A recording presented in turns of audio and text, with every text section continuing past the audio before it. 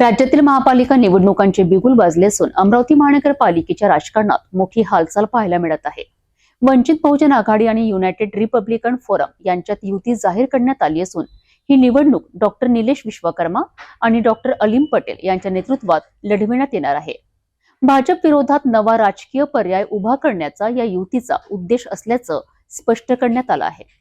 आज दिनांक 25/12/2025 रोजी होणाऱ्या अमरावती महानगरपालिका निवडणुकीसंदर्भात वंचित बहुजन आघाडी व युनायटेड रिपब्लिकन फोरम यांचे अध्यक्ष अलीमभाई पटेल तसेच आमचे नेतृत्व करणारे डॉक्टर निलेशजी विश्वकर्मा ह्या दोघांच्या नेतृत्वात अमरावती महानगरपालिका निवडणूक आम्ही लढवत आहोत। त्यासाठी आज आम्ही युती संदर्भात पत्रकार परिषद मध्ये हे जाहीर केलेलं आहे।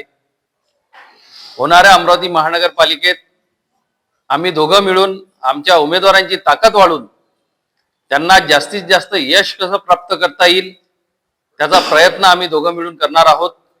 आणि मला निश्चितच हा विश्वास आहे ह्या युतीने अमरावती शहरातील राजकारणात जे वलय निर्माण होईल त्या वलयाचा प्रस्थापित राजकीय पक्षांना 100% घाम सुटेल आणि आम्ही आमची ताकद होणाऱ्या निवडणुकीत दाखवून 16 जानेवारीच्या रिझल्टच्या दिवशी ती ताकद सगळ्यांसमोर येईल। सगळ्या आमच्या युतीच्या उमेदवारांना अमरावती महानगरपालिकेतील मतदाते 100% सहकार्य करतील अशी मी सगळ्या मतदातांकडून अपेक्षा करतो। त्यांच्यासोबत आमचं डिस्कशन सुरू आहे। आता आजची जी प्रेस वार्ता आहे ते वंचित बहुजन आघाडी ॲडव्होकेट बाळासाहेब आंबेडकर आणि युनायटेड रिपब्लिकन फोरम यांच्यात युती झालेली आहे। हे समवैचारिक पक्ष आहे। ॲडव्होकेट बाळासाहेब आंबेडकर आमचे आयडियल आहे, आम्ही लीडर मानतो त्यांना आणि त्यांचे विचारधाराशी आमचं संलग्न आहे आणि हे विचारधारा आम्हाला समोर घ्यायची आहे। फुले शाहू आंबेडकर, डॉक्टर पंजाबराव देशमुख, संत गाडगे महाराज यांची विचारधाराला अमरावतीमध्ये प्रस्थापित करणे आणि ते विचारधारावर चालणाऱ्या लोकांना एक चांगला संधी देणे, एक प्लॅटफॉर्म देणे याच्यासाठी हे युती तयार झालेली आहे। आणि महानगरपालिका इलेक्शन 2026 या हे युती पूर्ण ताकदीने लढणार आहे। युनायटेड रिपब्लिकन फोरमची जी घोषणा आहे पहिल्या जानेवारीची ती होणार असून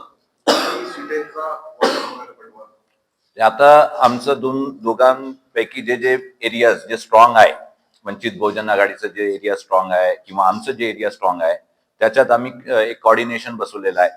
त्याच्यात 87 पैकी कमीत कमी 60 सीट आज आमची तयार आहे आणि जे राहिलेली सीट आहे ते पण 2-3 दिवसात फायनल करणार आहोत।